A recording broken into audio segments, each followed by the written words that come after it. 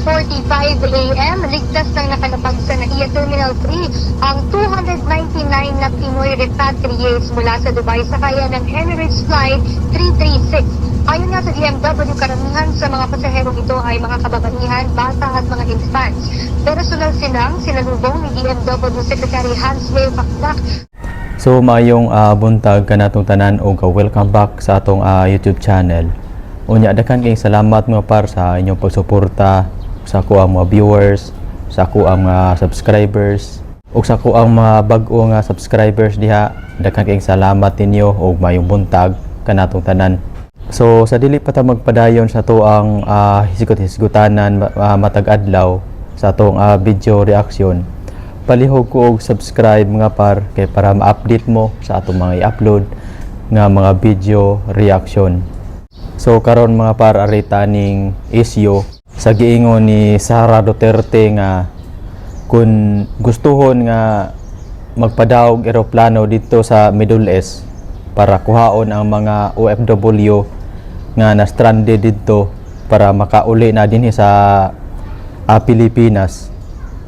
Gisaway si Sara Duterte sa mga anti-Duterte, sa katong mga wala makauyo ni Duterte, sa katong mga naglagot sa mga Duterte.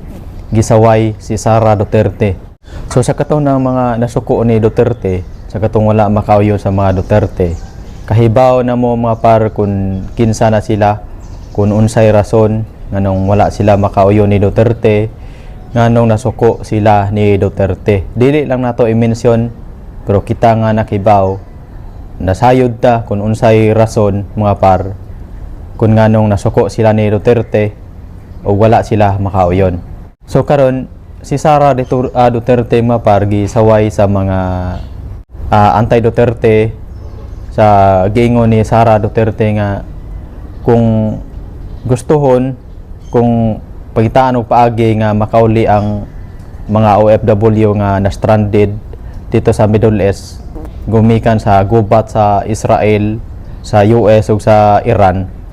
Sa wala makahibaw, sa katong dili updated sa mga sa media, katong dili updated sa social media, katong dili updated sa mga mainstream media, pwede naman padaog eroplano ngadto para kuhaon ang mga OFW nga na stranded ngadto sa Middle East. Naa na may flight gani, gibalita na gipagawas na sa mga mainstream media nga daghan na ang mga OFW nga nakauli gikan sa Middle East nga gi-welcome pagani sa gobyerno sa Pilipinas. Unya katong mga OFW nga nakauli nga na stranded dito sa Middle East, dili to siya pagpaningkamot sa gobyerno sa Pilipinas, kundi tabang to siya sa gobyerno sa ngadto sa Dubai, ngadto sa Middle East nga nakauli sila dinhi nga luwas sa Pilipinas. Dili to siya tabang sa gobyerno sa Pilipinas, kundi tabang to sa gobyerno dito sa Middle East, sa Dubai. So sa katong dili updated, tan-awa ni nga video ato ning ipakita ninyo sa katong wala kibaw o tan-awa kung unsay inyong reaksyon ani nga naa na may nakauli nga mga OFW nga na stranded. Unya nganong dili man mahimo sa Pilipinas nga makapada og private plane dito sa Middle East para kuhaon ang mga OFW nga stranded dito nga ganahan na kayo manguli sa Pilipinas. Nganong dili man mabuhat nila, nganong dili mabuhat sa ato ang gobyerno sa Pilipinas, nganong nahimo man sa ubang nasod nga ilang reskyuhon ang ilahang mga kababayan nila nga na stranded ngadto sa Middle East. Nganong nahimo man na sa Spain, nganong nahimo man na sa US nga ilang gikuha ang stranded nga mga Amerikano dito sa Iran. Nahimo man na nila. So tan-awa ni nga video ato ni ipakita ninyo kung basin nagtuo mo nga kani ato fake news ni, basin nagtuo mo kaniyang ato buhat-buhat lang ni. Tan-awa ni nga video. Ang PTV Balita ngayon. Unang batch ng Filipino repatriates mula sa Dubai dumating na sa bansa kaninang umaga. Ang detalye niya mula kay Princess Jordan ng IBC. Princess? Joshua, as of 6:45 a.m., ligtas ng nakalapag sa NAIA Terminal 3 ang 299 na Pinoy repatriates mula sa Dubai sakaya ng Emirates Flight 336. Ayon nga sa DMW, karamihan sa mga pasaherong ito ay mga kababaihan, bata at mga infants. Personal silang sinalubong ni DMW Secretary Hans Leo Paclac at iba pang tauhan ng DMW UWA.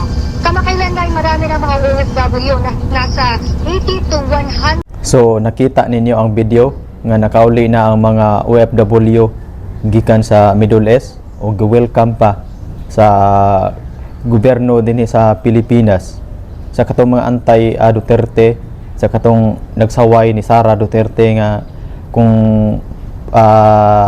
so nakita ninyo ang video sa katong mga nisaway ni Sara Duterte, katong dili updated sa media, katong updated lang sila sa ilang silingan nga marites o gi-welcome pagani sila sa gobyerno dinhi sa Pilipinas.